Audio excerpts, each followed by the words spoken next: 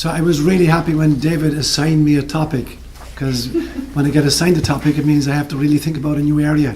You know, if you ask me to talk on something, I'll typically talk about something that I know something about, or think I do.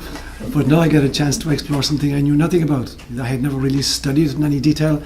And so when I'm preparing a talk, I like to try and brainstorm on my own first, so that I'm not being contaminated by just reading material.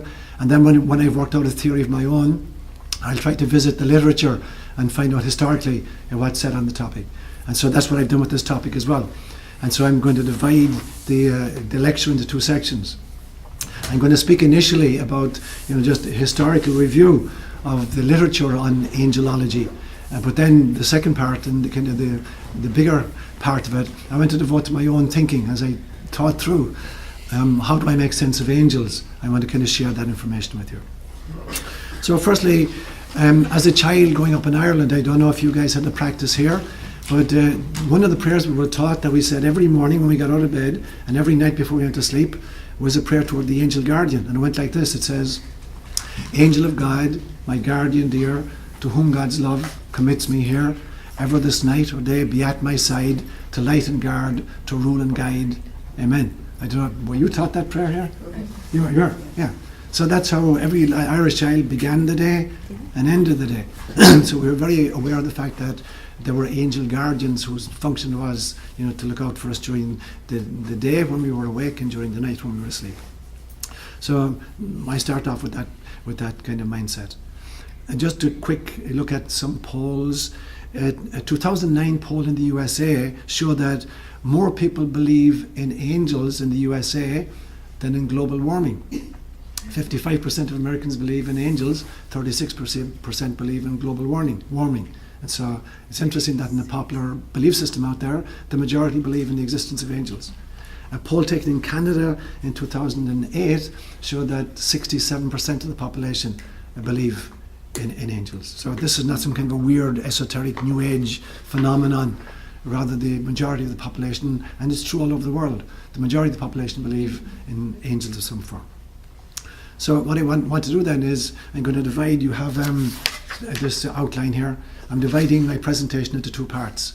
The smaller section, I'm going to do a quick review of some major religions and their thinking about angels, and then I'm going to devote the major portion to my own kind of thinking about what might this mean.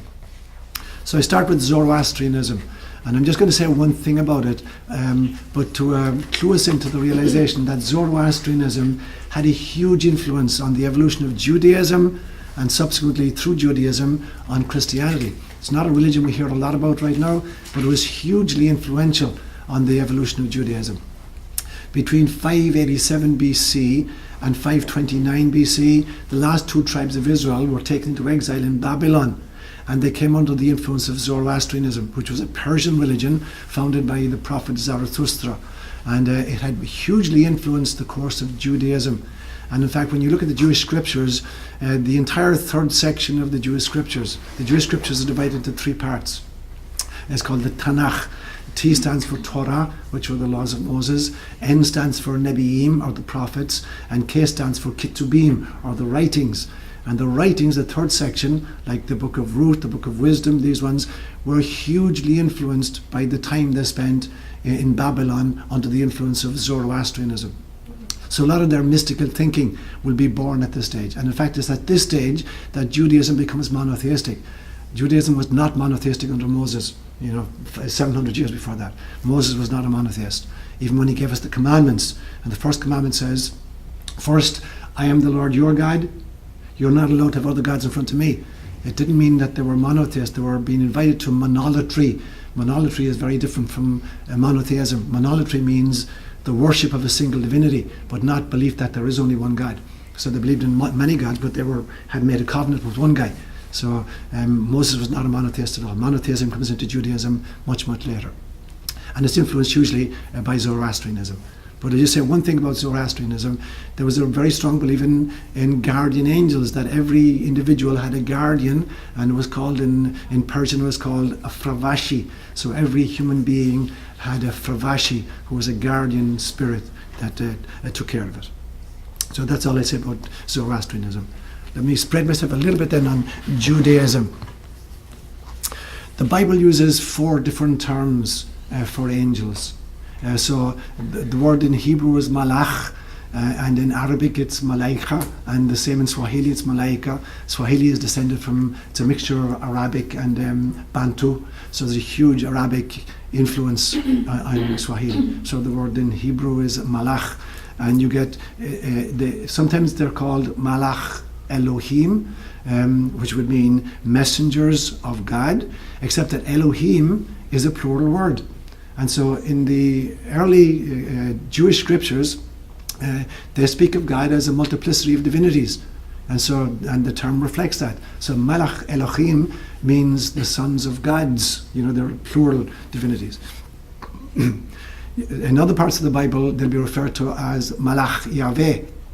So when all the gods get conflated down to one individual, when it becomes monotheistic, the term they'll give them will be Yahweh, Yud He Vuv He.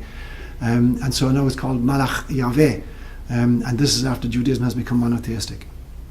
Sometimes they're called Bnei Elohim, which means the sons of God. And so again, Elohim, as I say, is a plural word. So they're the sons of the divine beings. So that's another way in which the angels are referred to. And the title they're giving is Ha-Kodeshim. And Kodesh in Hebrew just means blessed or sacred or holy. So Ha-Kodeshim would mean the holy ones. So we get angels referred to in the Hebrew scriptures under these 4 terms, some of which are referring to children of multiple divinities, and sometimes children of just single God called Yahweh. But even when you take, just take one of the terms like Malach Yahweh, the sons of God, or the messengers of God at least. This messenger can be a messenger from God, or it can be God himself as the messenger, or it can be an aspect of the divine. So there's 3 different senses in which even that term is used. So they can be sent by God as discrete, ontologically separate entities to deliver a message. But sometimes it's God himself. And so there's the story, for instance, in the story of Abraham encountering the angels who tell him he's going to become a father at the age of 120. There's 2 different versions of that story conflated in the book of Genesis. And in one term, the angels are messengers from God, and the other term, it is God himself. And so even when you use this term, Malach Yahweh, it can sometimes mean messengers from God, sometimes it can mean God himself as the messenger, and sometimes it's an aspect of the divine. And particularly in medieval Jewish theology, this notion of, or earlier in fact with a guy called Philo of Alexandria, Philo will use the word logos, and this will very heavily influence the Christian notion of logos, of the word of God.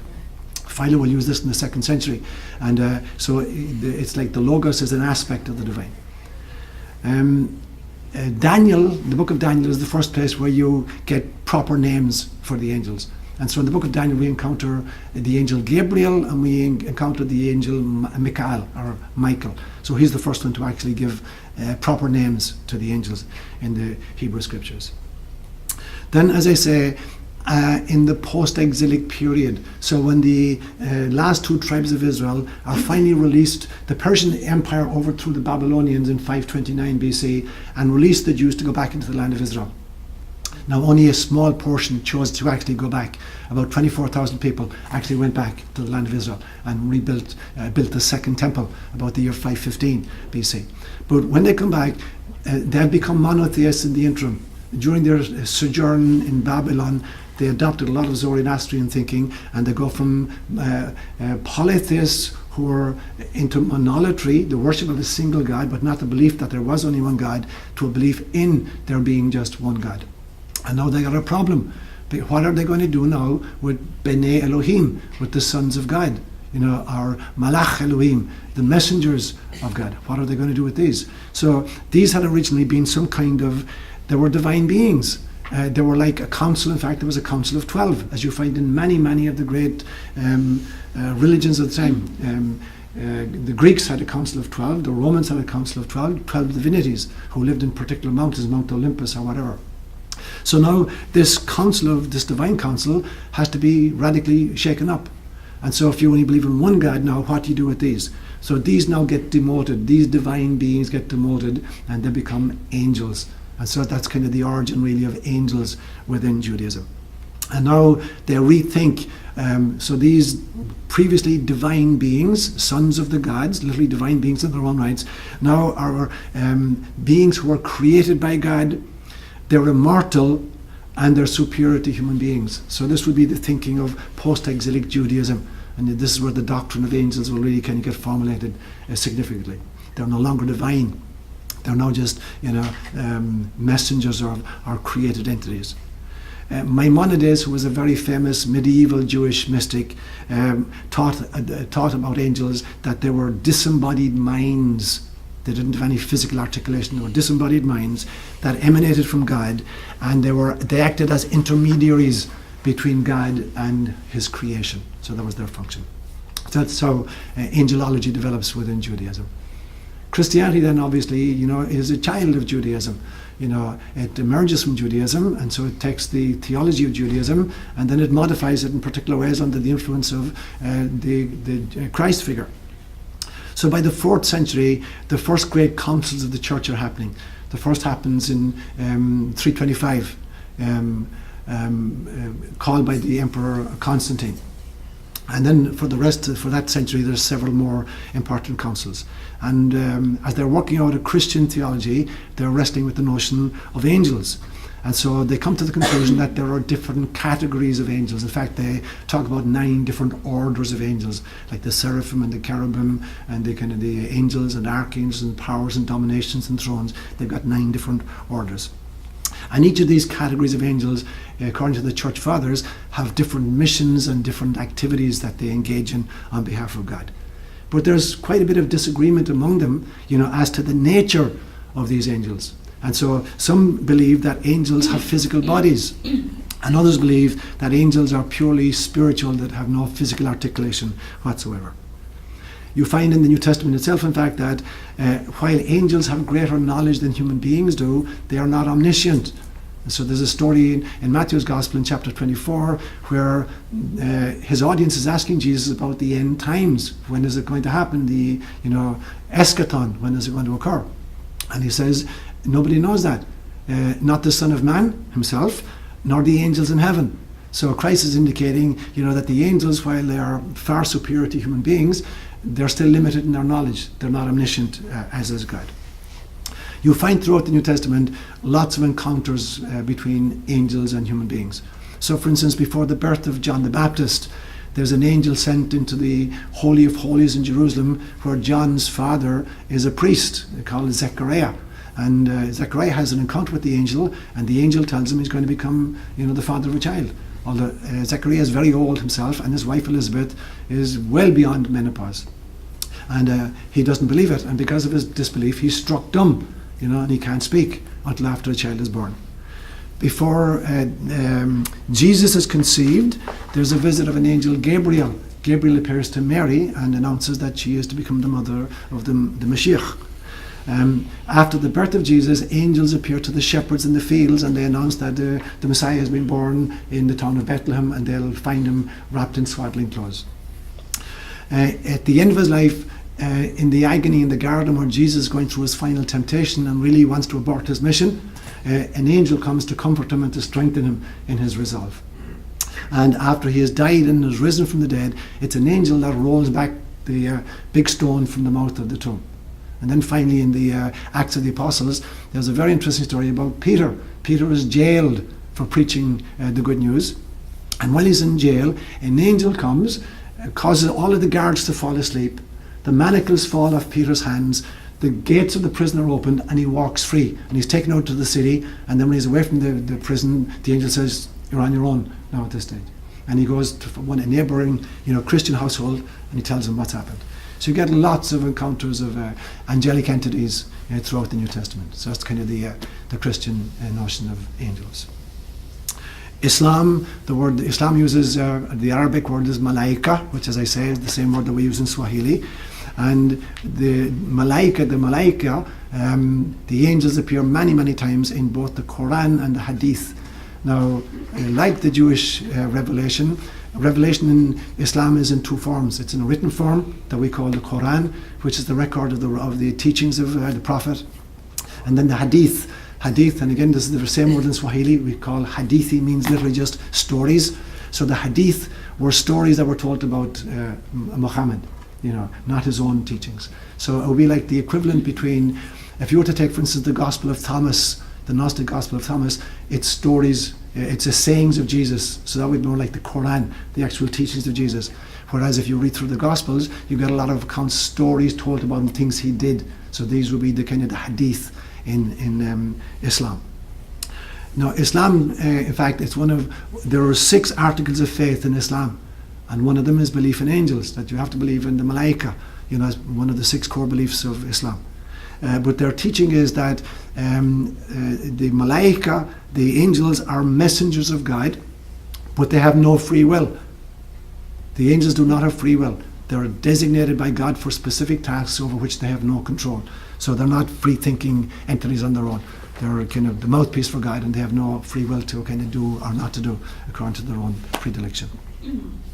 Very quickly, a word on Mormonism, the Latter-day Saints.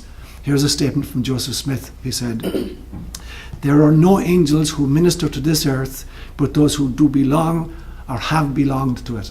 So in Mormonism, their belief system is that angels were all at one stage incarnated human beings, and that they've graduated in some way. And then a few examples. So they believe, for instance, that Adam, the first man, graduated and is the Archangel Michael. So the Archangel Michael is actually the first man, Adam, having graduated from incarnation.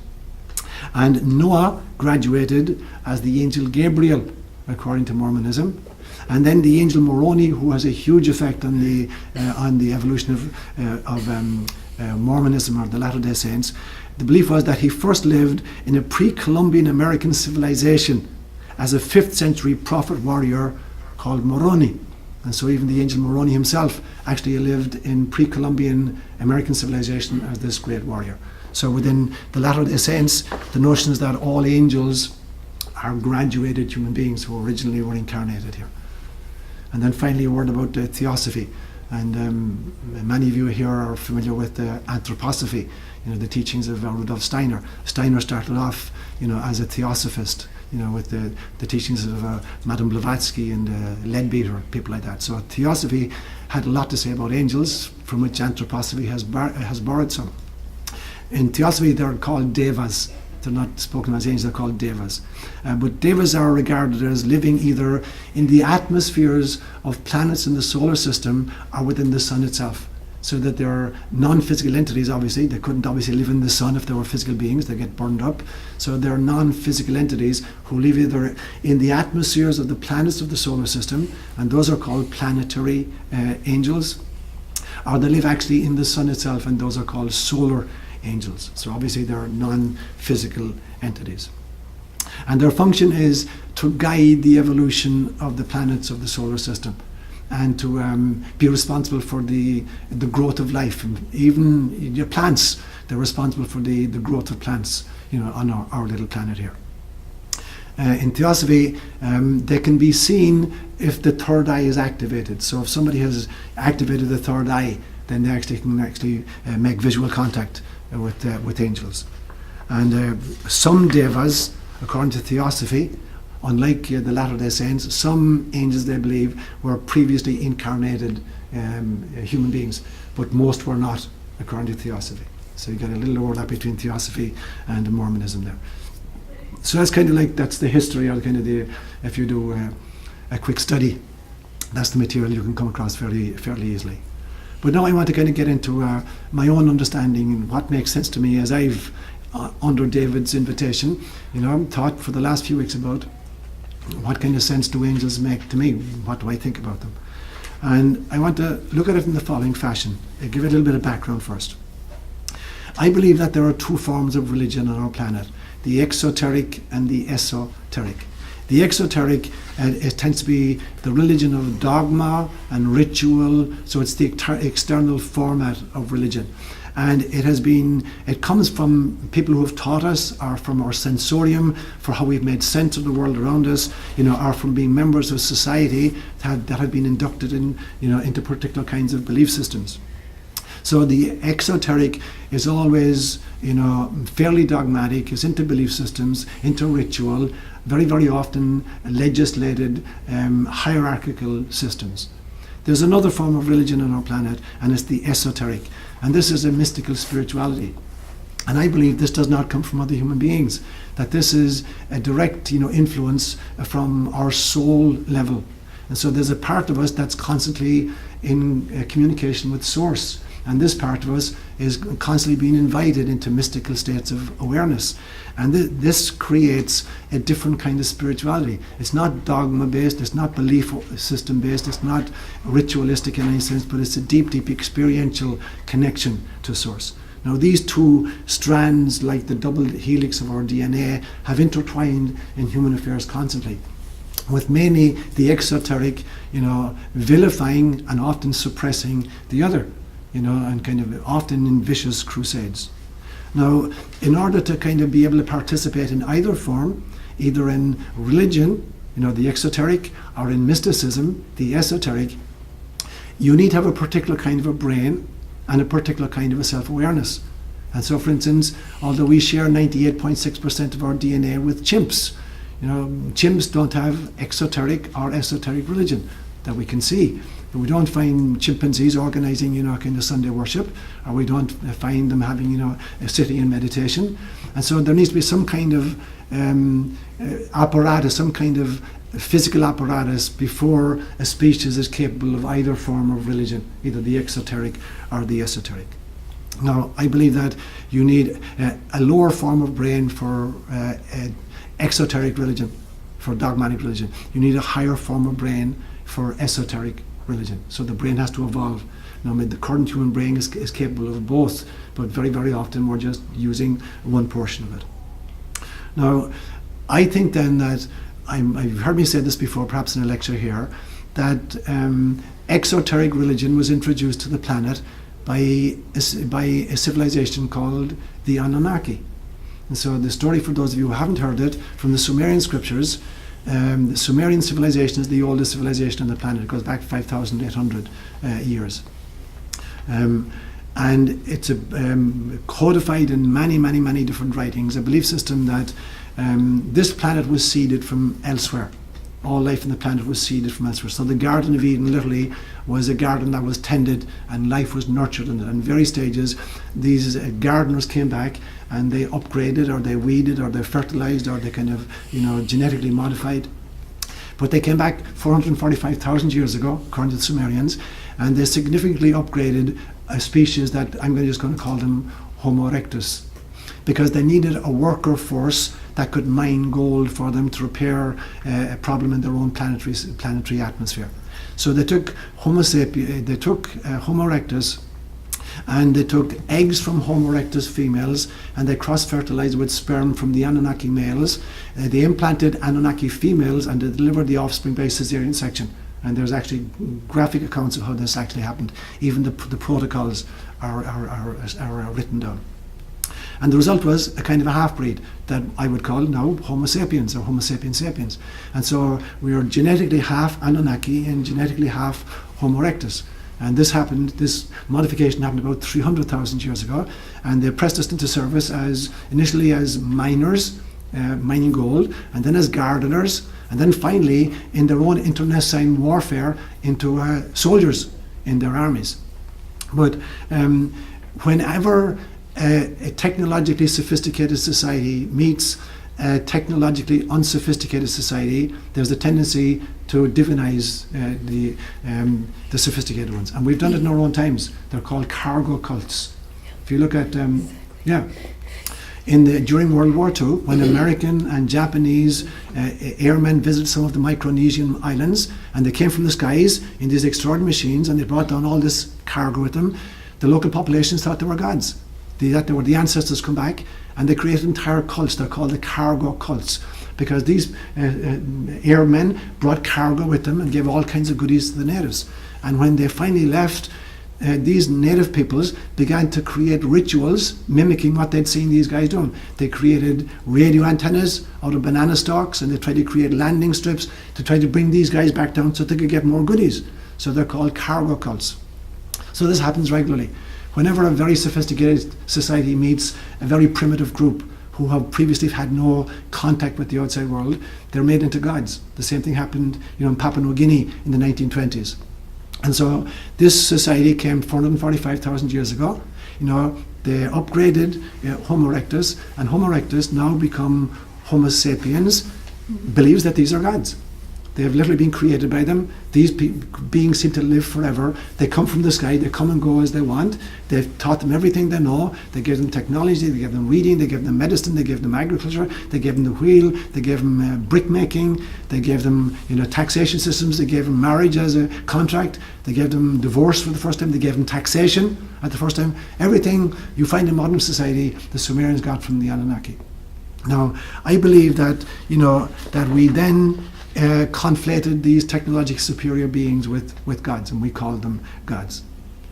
Now, what they did do, however, was they gave us the brain power to break through into the possibility of religion. The Homo erectus did not have that ability, and certainly chimps did not. So by upgrading us, genetically, we broke the barrier that allowed us to experience two forms of religion. Exoteric, that they were teaching us, where we were worshipping them, and the esoteric, where the soul now is powerful enough to have experiences at a mystical level and create a whole different kind of spirituality. Now, the demographics and the organization of this group was such that there were a council of 12, the chief, leaders, and then there was the attendants, and there was an actual group, according to the Sumerians, called the Igigi, and the Igigi were spacemen who operated spacecraft between Mars and planet Earth. So as they're mining gold, they're taking the gold in smaller craft from Earth to planet Mars, and then they're using huge big craft, because they're outside the Earth's gravitational field. Their payload is much bigger. They're taking huge craft, lifting the gold from Mars back to their planet, which is called Nibiru. And these people who are operating these ships are called the Igigi, and they're kind of lesser gods. So my belief system is that we conflated the Council of 12 with the gods, and we conflated the Igigi with the sons of gods. Now, later, these sons of God will start interbreeding with Homo sapiens, and this will lead to all kinds of problems. You come across it in Genesis chapter 6, where you get this very strange statement. It says, the sons of God found the daughters of men very attractive, and they took them to wife as many as they wanted, and they bred the race called the Nephilim, which means giants. And it was because of this that the flood came, that the Council of 12 were really upset that the sons of God were breeding with these slaves. It was almost like bestiality, and creating a new group that I would now call Homo sapiens sapiens. And so this is why the gods sent the flood, to wipe out the entire experiment. They were really upset with what had happened.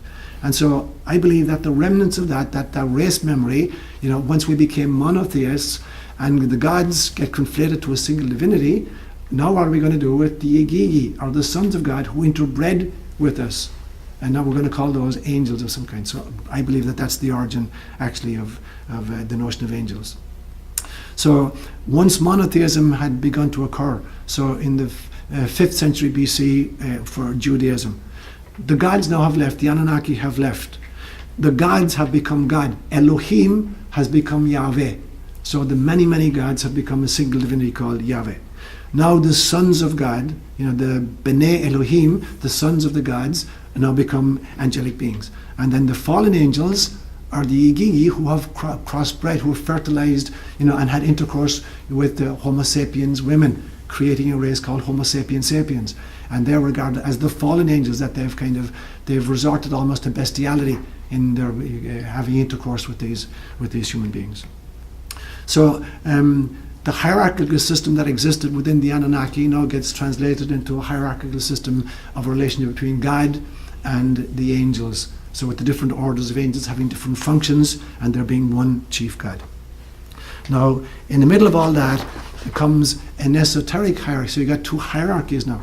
You got the exoteric hierarchy, which was the conflation of these extraterrestrial civilization, and their orders of the hierarchy, But then now that we've an activated soul with a brain powerful enough to have mystical experiences, we happen upon a different kind of hierarchy, which is an esoteric, and I'll talk about that a little bit later on. So again, you've got two different forms of religion and two different notions of angels coming through, and two different notions of hierarchical orders of non-human beings coming through.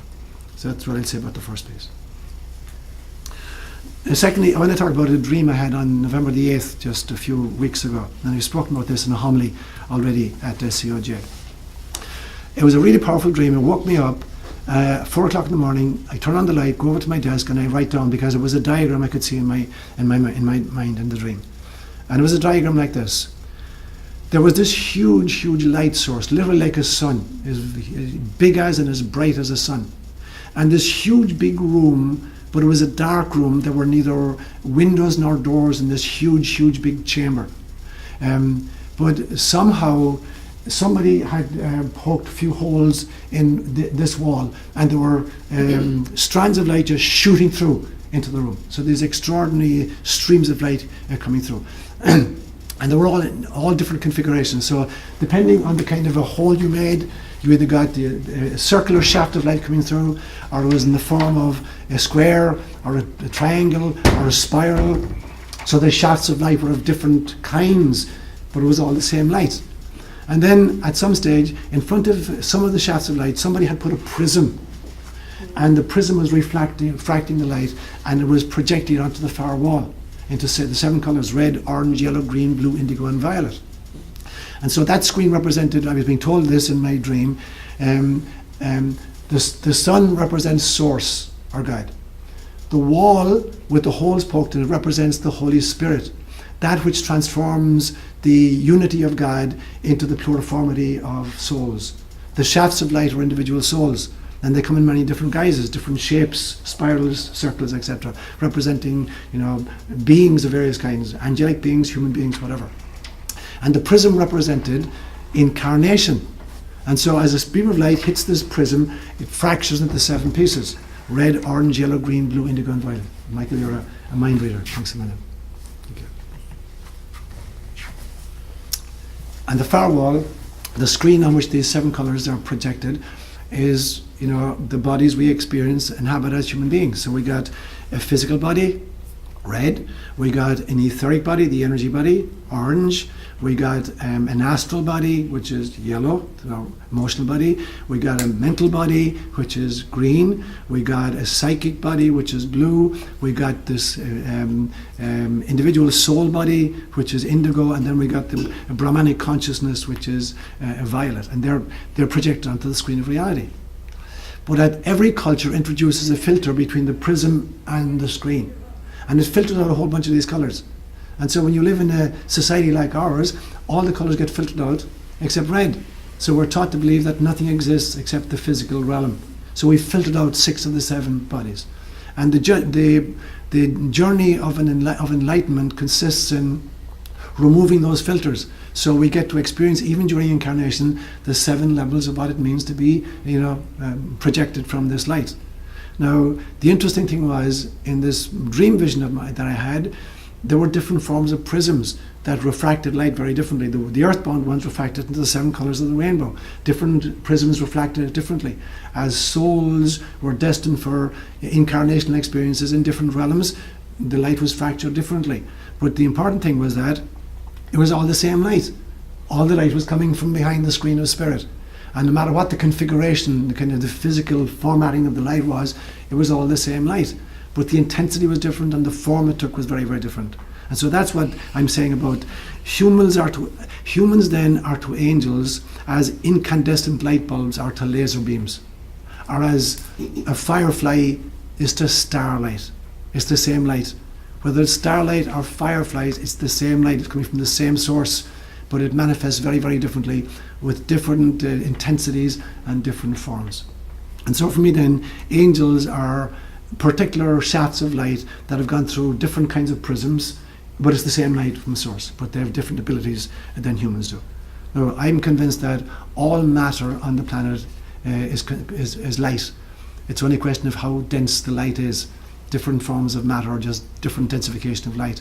And I think all mind on the planet is the densification of sound, and that the male and the female aspects of God are light and sound, and that when light and sound dance together, you create, the experience of incarnation.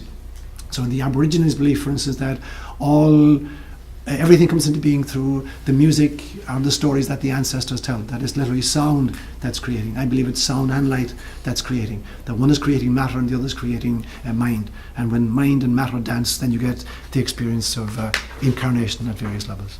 So that's the second point there. And we'll see then the communion of saints. There's a beautiful teaching in Roman Catholicism that says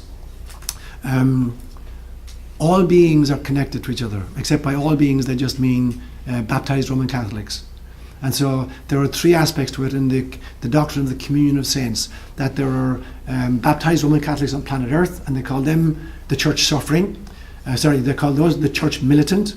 There are baptized Catholics who are in purgatory, and they call those the church suffering. And there are baptized Catholics who have made it to heaven, and they call those the church triumphant. And then of course there's baptized Catholics who have gone to hell because they ate meat on a Friday. But so it's an interesting notion that all these groups are connected to each other and can pray for each other and influence each other. The saints in heaven can pray for the people on earth and the people in purgatory, and we on earth can be grateful to the saints, and we can pray for the souls in purgatory, and the souls in purgatory can offer their pain for us here and in gratitude to God. So we're interconnected. So it's a beautiful teaching, except the language is terrible. The church suffering, the church triumphant, and the church militant, and it's a very limited in scope because it means only all baptized Catholics. Buddhism has a much nicer notion. It's called the notion of all sentient beings, and the Bodhisattva vow is the soul who decides to keep reincarnating until all beings wake up. Now, I think then that the Bodhisattva notion incorporates the angelic realm, that the angels are a different form of sentient beings, a higher form than human beings are, but they are sentient beings. But that all of them operate under the prime directive, that both God and angels operate under the prime directive. They cannot intervene unless they're invited in to intervene, unless we pray them in and we ask their assistance. They will not intervene on their own. So that's the communion of saints. So what then are angels? We can't ever understand God, but we can have experiences of God. But as soon as we try to articulate that experience, we lose it. It's like trying to hold sand in your hand. The tighter you squeeze, the more you lose. So the more you try to define who God is, the more you lose what God actually is. So we can't define God, but we can experience God, and we all do experience God. So the question is then, what are the aspects of our experience? And I think that this is primarily what angels are. Angels are aspects of our experience of God. And I think, in fact, I'm borrowing this in a clue that I get from the way that Judaism named the angels. So, for instance, they talk about Michael or Michael. Michael literally means the kindness of God. Gabriel means the strength of God. Raphael means the healing power of God. Uriel means the light of God. So all the names that you find of the angels in the Jewish scriptures, they all end with El, and El is just a form of Elohim, the gods. So it's this aspect of God, that aspect of God. So in some senses, angels are basically aspects of our experience of God. So when you have an experience of God, you either experience it as healing, as strength, as light, as kindness, or whatever it is. So these are, in some senses, personifications, or angelizations, of the aspects of God that we can experience. Now, there's a great American astrophysicist, a guy called Bernard Heish, who has a theory of creation that I love. He says, by limiting infinite possibilities, we create finite realities. By limiting infinite possibilities, we create finite realities. So I'll give you an example again using my light metaphor. If you go into a movie theater and there's a projectionist box that's beaming an intense beam of white light onto a screen, then the white light, you can distinguish nothing in the white light. But if you introduce a film, a piece of celluloid in front of it, by occluding particular parts of it, by creating shadows on the film, you create characters on the screen. And so the way you watch a movie is you take pure white light and you obstruct or obfuscate or occlude particular areas of it by putting celluloid films in front of it, and the result is you get characters on the screen. So by limiting infinite possibilities, the white light, you create finite realities, the movie that you're watching. Now I think that that's how creation, our experience of reality is where we, in some senses selectively occlude parts of the white light in order to create the myth of reality. And it is a myth, it's an illusion, because we're foisting an interpretation onto parts of the white light because we can't comprehend the entirety of the white light in our physical form unless we go into mystical states.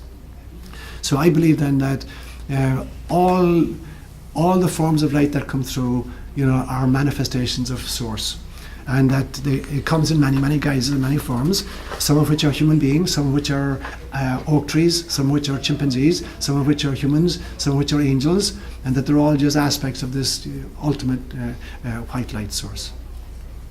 So how advanced then are angels?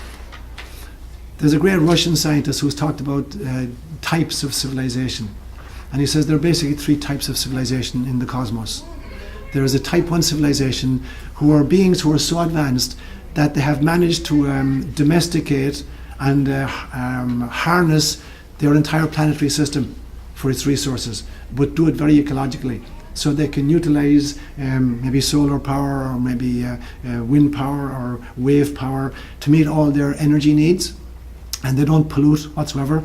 They can control their weather patterns, and so they can literally take charge of the entire energy system of their planet, but they do it very ecologically, with great ecological responsibility. He would call those a type 1 civilization.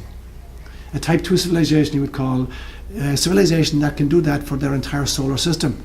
That whatever solar system they find themselves to be in, they can control and harness the energy of all the planets and the sun at the center of it, and do that again in a very ecologically responsible fashion. And type 3 civilizations he calls civilizations who are so advanced that they can do that for their entire galaxy. That with all the suns in their galaxy, which would mean billions of suns and the trillions of planets in attendance, that they've learned how to harness all that energy and to use it responsibly. Now, I think angels are somewhere in that continuum of civilizations, that there are beings who've learned to live in tremendous harmony with their environment. And sometimes this may be a physical environment, sometimes it may be a non-physical environment. So angels then for me can be physical form or thought form. It can be pure intelligence, it can be pure virtue, or it can be a combination of these. Like human beings have a little combination. We've got physicality, we have emotionality, we've got intellectuality, we have some measure of psychic power. So we're a little combination of those, but not very evolved. Angels would be much more evolved, conglomerations of these, or maybe we'll focus on a particular aspect like pure intelligence, or pure love, or whatever. The denser the realm, the longer it takes for a thought form to manifest into physical articulation. And so because we live in very, very dense bodies, in a very, very dense atmosphere, it takes a long time for a human thought to transform itself into a physical thing. But it does eventually. At some stage, this cushion was a thought form in somebody's mind. And then at some stage, they got the materials to put the time together and they transferred it into a physical thing. And even the physical pieces of which is constructed were originally thought forms in some other being's mind. So everything we experience in the physical world were thought forms. But when you live in a dense realm, it takes a lot of time and it takes a lot of minds to translate a thought form into a reality. But we do it anyway. We now call them memes. So memes are to cultures what genes are to organisms, and so the way we can conduct life on planet Earth really is the result of thought forms that a whole bunch of human beings have gone back to again and again and again with some form of intensity, and it creates our reality. And we think it's real, but it's not. It's just the manifestation of a group of people thought forming with some kind of coherence among them. The more subtle a realm you live in, the quicker you can translate a thought form into a physical articulation. And this is what, when we hear the word made flesh in John's Gospel, in the beginning was the Word, and the Word was with God, and the Word was God, and the Word became flesh and dwelt among us. I think that's what it means. That at that really subtle realms, thoughts translate immediately into physical form. And everything that is actually is a thought form translated. Now, I believe that angels are very, very, very subtle thought forms, who can articulate and take on physicality for themselves or for anything they wish. I believe, unlike Islam, I believe that all angels have free will. And I think a lot of them have freedom. And there's a difference between free will and freedom. Free will is the ability to do as I please. And freedom is the ability to do as pleases God. So the only truly free person is the person who is constantly choosing the good. To the extent that I choose what is not good, I am exercising free will, but I'm not free. I'm, enthralled or, addicted to some form of violence. If I'm creating, jealousy or anger in the world. So there's a difference between free will and freedom. I think all angels have free will, and I think a lot of angels have freedom. Not all, but some have freedom. And our journey is to move from there. I think also angels have made the transition from self-concern to compassion, and that's part of our human journey.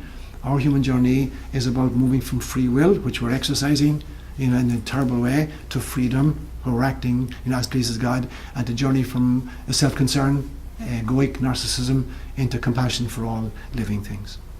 So what then do I believe are the functions of angels?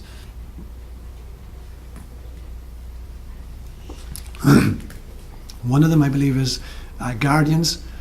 I had an interesting experience where I got to find out the name of my angel guardian. I was saying Mass in a little church in Palo Alto about, it must be 15, 20 years ago maybe, called St. Thomas Aquinas, downtown Palo Alto. And I went into my finished Mass, I went back into the sacristy at the end of Mass, and I was taking off my vestments, and this woman came in and she said, you have an angel guardian. And I said, yeah, I believe that. I was taught that as a child. She said, do you know what the angel guardian's name is that you have? I said, no, tell me. She said, it's Lauren. And then she walked away.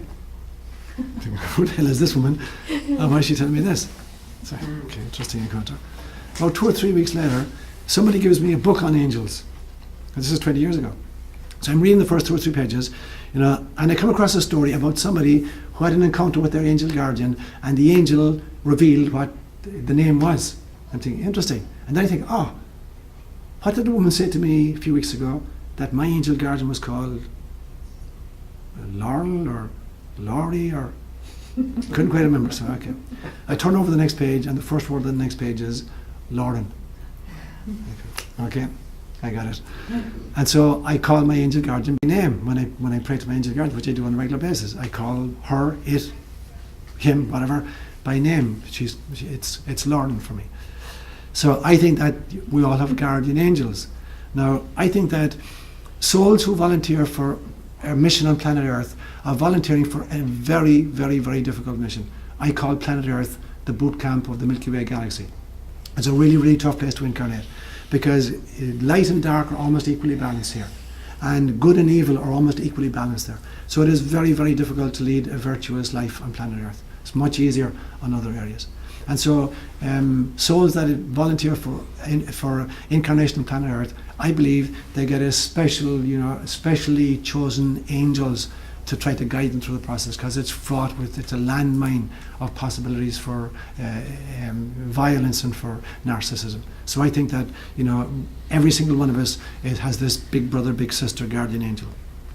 I think that when little children, talk about what we call imaginary friends, that they're literally, kids still have the ability, the third eye in a child is still activated. They can see these devas or these angels, so they're interacting with real beings, having real play dates with them, and encounters with them. And we call them imaginary, and then we teach them by age 5 or 6, that they have to go to school now and get rid of that kind of stupid, kind of childish rubbish, and they forget about them. But that these, in fact, are angelic encounters. So I think that the first function are guardians / playmates. Secondly, I believe that they're midwives. That in the process, particularly of human incarnation, we go through 5 very, very difficult traumas. The first one is I call the launching pad. When we volunteer for incarnation, realizing that we're going to be extraordinarily limited in planet Earth. That's really, really anxiety provoking. The angels are there to midwife that process.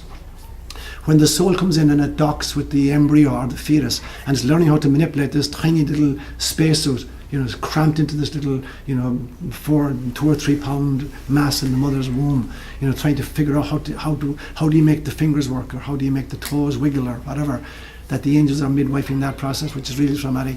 That when it comes to the birthing process, and this little entity has to spelunk through a cave that's going to take it somewhere between 6 and 48 hours of claustrophobic struggling, that the angel is midwifing that process. When the ego emerges at about the age of 8 months, which is a very difficult transition for a child, the realization that there's not just one entity called me/mother, but there's 2 entities, and she's got all the power and she can abandon me when she wishes, that emergence of the ego is midwifed by the angels. And that when it comes to dying at the end of an incarnation, that we're midwifed into that. So that primary functions of the angels are to midwife us through all these 5 great traumas of life. A third function, I believe, they are messengers. And particularly they're harbingers of great dangers or great shifts. And sometimes these 2 things are almost synonymous. That when an individual in their own life is on the verge of some kind of a significant shift in their life, it can be something like a significant illness, it could be a divorce, it could be a death in the family, it can come in many, many different guises. That either when an individual or the entire planet itself is in grave danger or on the brink of some kind of evolutionary breakthrough, that the angels are messengers to kind of alert us to that, prepare us for it, and kind of gear us for the struggle. And that, fourthly, they're planetary guides. I really believe that, there are different complexities of angel, more and more sophisticated, and that some are sophisticated enough to be guardians for individual human beings, but some are more complex and more evolved, and they're literally guardians for an entire planet, or guardians for an entire galactic system, or a guardian for a particular universe. And so that these angelic beings, in fact, are guardians and midwives for evolution at every level of the scale. Second last question I would ask myself is, can humans become angels? So, interesting that the Latter-day Saints say that all angels were humans. I don't quite agree with that, but I believe that, yes, human beings can become angels. That when we disidentify with our physicality, so there's the screen, on which you get the 7 colours, red, orange, yellow, green, blue, indigo, violet, and that most of us have identified with our physicality.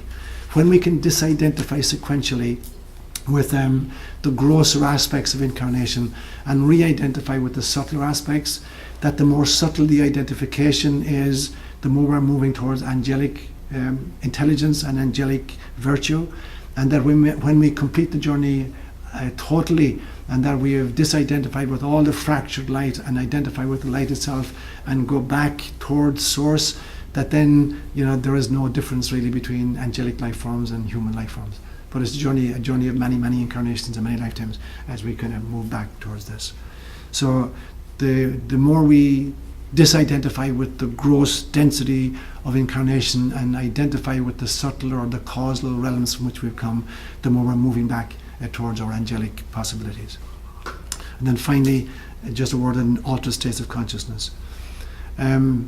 Throughout the scriptural traditions, whether it's the Hebrew scriptures, the Christian scriptures, Islam, angels always occur in the context of an altered state of consciousness. And this happens in one of 2 ways, it seems to me. When a person needs to be in an altered state of consciousness in order to have an angelic encounter, or an angelic encounter can happen spontaneously. When it does, it creates an altered state of consciousness. But the dialogue always takes place in an altered state of consciousness. And when you alter your state of consciousness, it can be very fear-inspiring. So again and again and again, almost the first statement an angel makes during an encounter is, do not be afraid. He will say this even to Mary, do not be afraid, you have found favour before God. And so the fear comes because we're entering a very unusual state of consciousness for ourselves, and it throws us. And our orienting mechanisms aren't working as well anymore. So we need to be kind of consoled by the entities that do not be afraid. So it needs an altered state of consciousness. And so then I would say that in order to have angelic encounters, we need to be able to volitionally enter different states of consciousness. And this can be meditation, it can be fasting, it can be yoga, it can be chanting, it can be time in nature, it can be spending time with little kids. but that the key to it always is to have the courage to alter our states of consciousness, and to go there, realizing that ultimately there is only God. So it's like every time I alter my state of consciousness, I preface it by saying, the words of Christ on the cross, Father, into your hands I commend my spirit.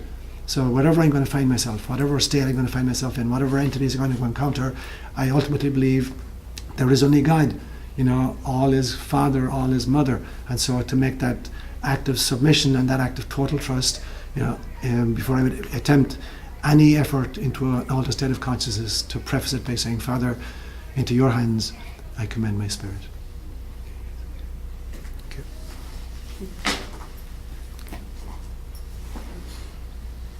I have a question. Armin. So throughout this, you're talking about angels, and it seems like good angels. Are there good angels and bad angels, or evil angels? It's a good question. That's why I said I believe that all angels have free will, but not all angels have freedom. So I think that at every stage of our evolution, the dangers are commensurate with our abilities. And so, for instance, a caveman who's angry can run out of the cave and take a club and beat the head off another caveman. A 21st century human being who's really angry can take an intercontinental ballistic missile, fire it halfway across the world, and kill 30,000 people. And so, as our technology increases, the ability to harvest our good and the evil increases accordingly. So I believe, yes, there are, articulations of the divine whose freedom is not commensurate with their technological ability or their intelligence, and that literally they can intervene and they can create mayhem, and that it becomes really, really important that we surround ourselves with angelic beings who are beings of light, and that we stay away from stuff that invites in, weird kinds of things. Personally, I would never go near a Ouija board. I've never seen one. I don't want to see one. And from what I've heard about, there are some people who seem to can use them wisely, but a lot of people have really dark encounters with them. That when you open up a portal, you have no guarantee what's going to come through from the other side. So that you'll be really, really careful. And that's why I say, if I alter my state of consciousness, I want to say, Father, into your hands I commend my spirit. I don't want to be meeting just weird stuff out there, in the lower astral realms. So I would say, yes, there are entities that are very intelligent and very dark. Yeah. Why do they exist? Okay. They exist because ultimately, in order for free will to be in any way meaningful, there have to be choices. If there are no choices, then free will is just it's a charade. So there have to be choices. But the truth is that no matter how many choices we make or how many choices they make, the journey has only one beginning, has only one end. The journey begins in God's womb and ends at God's heart. Like a mother, conceiving, carrying, birthing a baby, it starts in her womb and it ends when she breastfeeds it. So that's the journey. And no matter how many deviations we, our angelic entities, may take in the process, that ultimately everybody finds out through trial and error that the only thing that works is love, and the only thing that's real is God. But in the meantime, God is offering us the ability of evolving, and there can't be meaningful evolution if there's not free will and the choices of making good and not good, decisions. Karen.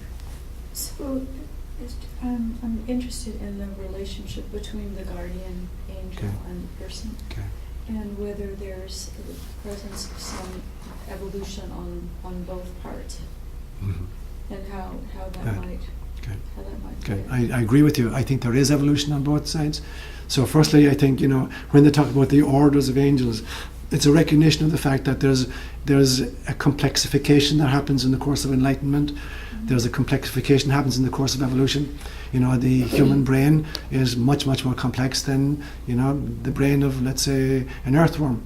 And so there's a complexification of the hardware and a complexification of the software. So angels themselves are in an evolutionary trajectory, and so different levels of different kinds of responsibilities. And so when you get a partnership between an incarnated soul as a human being and a disincarnate entity as an angel, that relationship is growing both parties. That the angel obviously is learning how to be more compassionate, perhaps, or be more effective without intervening, but being available in ways prompting somehow the individual, and that the human person is benefiting from it. That deja vu experiences, intuitions, sudden insights, dreams are kind of happenings, or kind of coincidences, or kind of chance encounters. There is no such thing as chance. These are kind of ways in which the angelic presences orchestrate possibilities for us to grow and to learn. Yeah. And it's mutually beneficial. What spiritual people who have moved on in the spirit realm, do they need angels, like guardian angels? So I didn't hear the first part of the question. People in our lives who've moved on. Oh yes, absolutely. I totally believe it. So I believe it is possible for human beings to graduate into being pure spirit. Obviously, it depends on the level of their evolution, but they can. I believe that any spirit that's moved on has the ability to interact with and influence, and that our loved ones, obviously, because we tend to incarnate in soul pods with souls that we have affinity with in a disincarnate form, and so the relationship doesn't end with the demise of the spacesuit of one party. It continues, and so you can call these, angels, if you like, in the sense that they're meaningfully interacting with us from a disincarnate place. I think it's true even in other physical human beings. How often have people said, I got stranded in the freeway, I was lashing when it was the middle of the night, I was freezing in the cold, and this angel pulled up and asked me, could he help? And he got, Jack out of his own car, he, jacked up the car for me, changed the wheel, put on my spare wheel, put my other one back into the boot, and then drove slowly ahead of me until I got to the nearest garage. And he said, it was an angel. And maybe it was a disincarnate entity that just manifested temporarily. Or it could just be a human being with a lot of compassion. So you could say that, human beings who are acting with a lot of compassion, they're, in some senses, they're evidencing angelic level, love. Yeah. A question. First of all, I was thinking of my connection to Native Americans years ago, where this is they won't use the word angels, but they certainly understand that there are these two kinds of beings, and they're very cautious about dealing with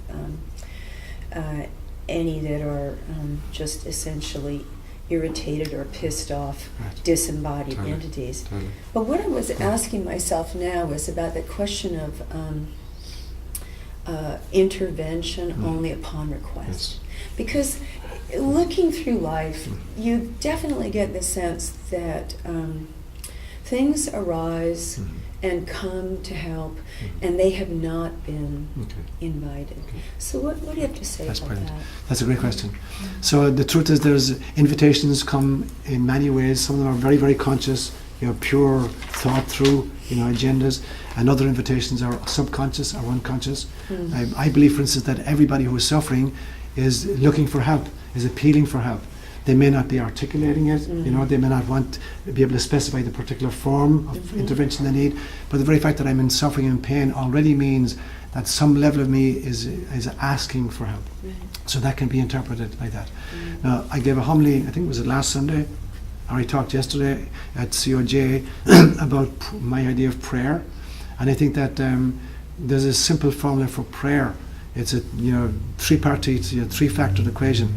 It is AX1 plus BX2 plus CX3 equals D. X1 represents the purity of heart of the person doing the praying. And so, for instance, Christ says very powerfully in Mark's Gospel, he says, if you ask the Father anything in my name, I will grant it. But first, you need to forgive your brother from your heart. So Christ is suggesting that the efficacy of prayer is contingent upon the purity of heart. So purity of heart means that, so I'm going to pray for Caesar, but I'm really pissed with Karen. If I'm trying to help Caesar with my prayer, but I'm pissed with Karen, I don't have a pure heart. So I've, in some senses, confused. My prayer has been mitigated in some level. So purity of heart is really important. That when I come to pray, I have no anger, no fear, no anxiety, no revenge against anybody, anywhere. So when I pray, I'm full of purity of heart. So that's X1, and A is the amount of that purity in your heart. X2 represents the compassion. I'm going to pray for Caesar. No, I got compassion for Caesar because he's broken his leg or whatever's happened to him. And so B is the amount of compassion I feel for Caesar. So they're the two first components. The third component, X3, is the trust or the openness of the person I'm going to pray for. and C is the amount of that trust. So that can be anywhere from a total unconscious, unarticulated need for help, all the ways to a cry, a kind of an articulated, please help me, I've fallen and broken my leg, somebody call an ambulance or whatever. So it can be that entire spectrum. So real prayer is really optimized. D, which is the effect size of prayer, is an artifact of the purity of heart, the compassion, and the trust of the person being prayed for. So then, the Native American people, it's about, whom do you trust and what is your openness to a particular form of entity. And so it doesn't have to be specifically verbalized in order to be an appeal for help. And the angelic beings, of course, are resonating with the frequency of the soul as much as they are kind of resonating with the frequency of the physical body. Mm. And so at a deeper level, they know when somebody is reaching out for assistance. And therefore, they don't need, a written copy, a written document with 3 copies, sent to the secretary and the CEO and Right. in order Right. to act. Right. Yeah. And so on the flip side of that, affirmations. Yes. So Okay. it sounds like the purity Okay. and the compassion, Right. but perhaps the openness is inside the self of that Exactly. person. So that's the affirmation. Affirmation is trust and openness. So, Yeah. Articulated. Yes. Yeah. And so that, in a way, while one could be working with oneself, Yeah. it sounds as if that is a resonance that angelic beings Yes. would be called Okay. to. Okay. or And that's a great word you're using, a resonance, because the primary language of the entire all of creation is resonance or frequency. It really is. And Einstein just showed us that, planet Earth, that E equals mc squared. If you take this cushion and reduce it to its molecular structure, you take the molecules and reduce it to its atomic structure, you take the atomic structure, break it down into its quarks and whatever, take the quarks and break it down, you've got pure energy. So everything that exists is literally just an energy form. So when I talk about matter as the densification of light, it's a very, very narrow frequency. And so it looks then like solid matter. But when you dream at night, for instance, you're in a very different frequency, and therefore you're able to travel. And so when you identify the ultimate signature of all incarnation is frequency. And there are frequencies with which we resonate, or frequencies which are, cacophonous to us or disharmonious to us. And so when you come into resonance with an angelic being who is pure love, you're pulled into that love yourself. Or when you're emanating an energy of love and compassion for others, you attract that level of entity toward you. If you're emanating anger and fear and suspicion, you're going to attract a resonance, a frequency which is resonant with that vibration. You're going to attract all kind of weird crap into your life, and all kind of weird disincarnate entities into your experience, whether they're in your night dreams or whether they're in passing, anxiety or whatever they are. They'll spot you because they're vibrating with it. Yeah. It's like you got 2 guitars in a room and you pluck a string. One is over this wall, one is there. You pluck a string in this one. The one that's consonant with will resonate over there. Yeah. I have a comment about Sure. Adler's. So I have a practice that comes from anthroposophy, and it has to do with I ask my guardian angel to work with yours and to keep you safe. Brilliant. So I think there can be some resonance that comes from that. Brilliant. Brilliant. And I love that concept as well, Michael, because when Christ teaches us how to pray, he teaches a very non-directive kind of prayer. We're not specifying particular outcomes. You look at the Our Father, there's 7 statements in the Our Father, and 3 of them is about praising God. Our Father who art in heaven, hallowed be thy name. Thy kingdom come. Thy will be done on earth as it is in heaven. And the last 3 have to do with our spiritual development. Forgive us our trespasses as we forgive those who trespass against us. Lead us not into temptation, but deliver us from evil. Only the middle one is about incarnation. Give us this day our daily bread. And so it's like an incarnational sandwich between praising God, and wanting to develop spiritually. And so it's a very non-directed prayer. We're not specifying, God, I want this from you and I want that from you, creating a laundry list. So when you ask an angel, my guardian angel, to speak to your guardian angel, it's really elevating the agenda to a much higher level, much higher spiritual level. Because as the angels speak to each other, they know much better than the 2 parties what the needs are, the real needs of the 2 parties are. So that's a beautiful way of praying, Michael. And with the Our Father prayer, we're praying to our Father, not my My Father. Father. So it's really Brilliant. this. community. Yeah. Beautiful, beautiful. Jan, you were... Well, I always thought of angels as an entity outside of myself. Okay.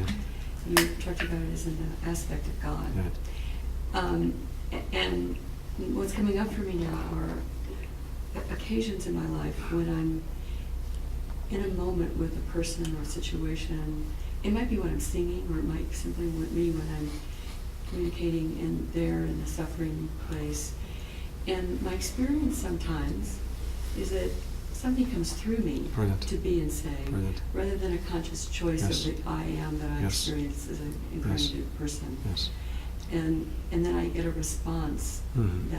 that has enabled somebody to go beyond where That's they were brilliant. and enabled them to. And I thought, so I'm wondering, is that an experience of this aspect of God that you might call angelic, Yeah.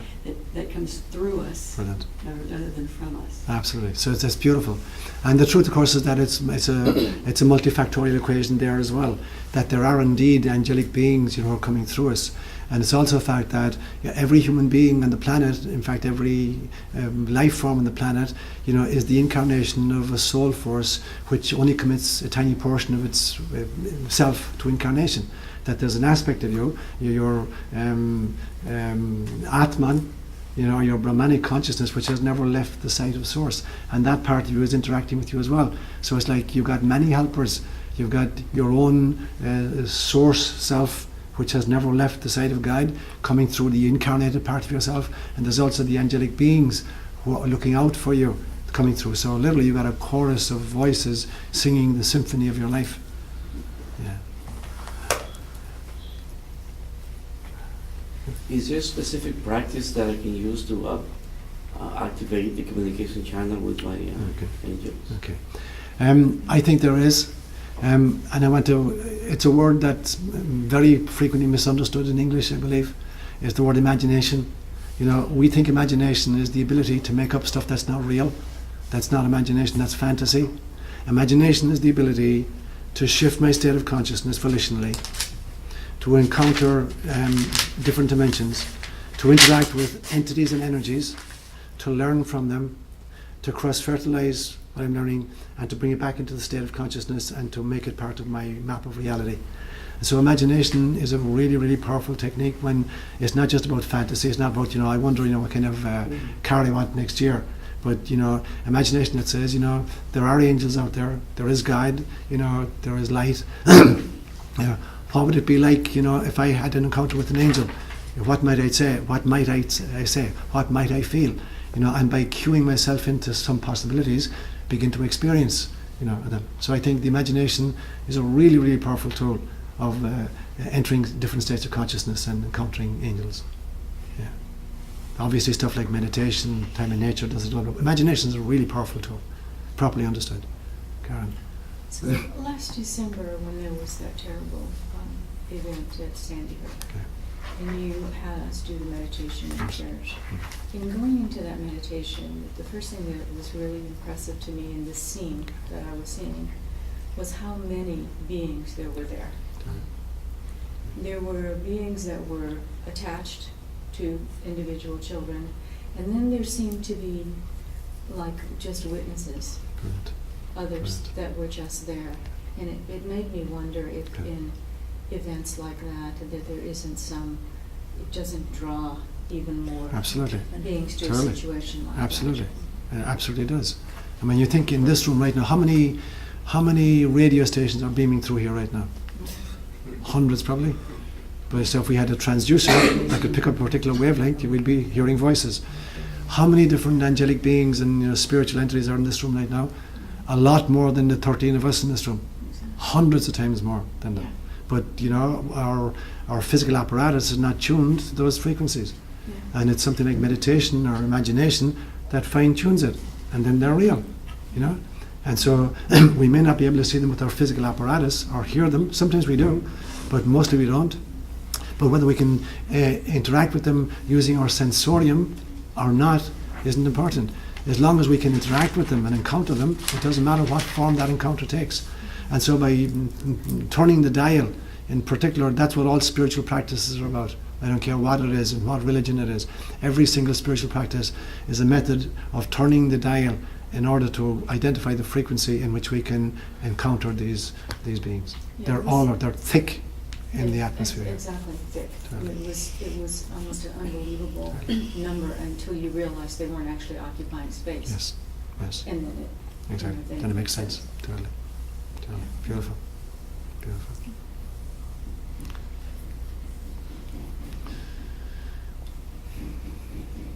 Are we asleep yet, guys?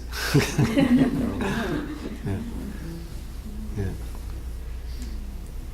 So I want to thank you, David, for the invitation, not just to come to ITP, but to begin thinking about this topic for myself. Because the best way of learning anything is to try to teach it to somebody else. And so having the opportunity for the last 2 weeks particularly to think about this topic has been a real blessing for me. So I thank you for that opportunity. Thank you. Thanks a Thank you, million. Father Sean. Great.